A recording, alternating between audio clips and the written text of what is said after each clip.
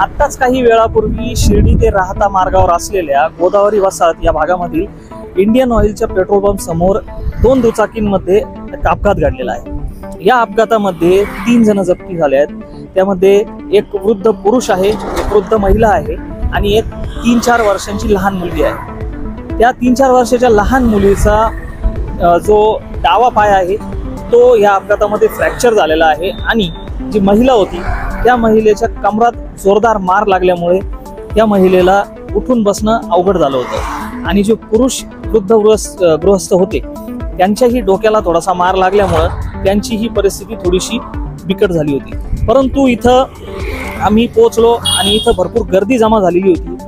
लोकांना काही कळत नव्हतं की कसं या गोष्टीला रिस्पॉन्ड करायचं, कुठून ॲम्ब्युलन्स बोलवायची, कुठून पोलीस बोलवायचे, कोणत्याही प्रकारचं माहिती इथं नागरिकांना नव्हती। त्यानंतर आम्ही पोहोचल्यानंतर आमच्या कॅमेरामॅननी सर्व घटना आमच्या कॅमेरामध्ये शूट केली आणि आम्ही स्वतः 112 नंबर डायल करून ॲम्ब्युलन्स आणि पोलिसांची मदत मागितली। त्यानंतर काही वेळामध्ये इथं ॲम्ब्युलन्स आल्यानंतर ॲम्ब्युलन्समधून त्या तिघांना शिर्डी येथील श्री साईबाबा सुपर स्पेशालिटी हॉस्पिटलमध्ये उपचारासाठी दाखल करण्यात आला आहे। नेमकं काय घटना घडली, कशी घडली ती आता आपण पुढे व्हिडिओमध्ये पाहणार आहोत। कॅमेरामॅन विजय पवारसह अमोल कोते, भारत न्यूज, शिर्डी।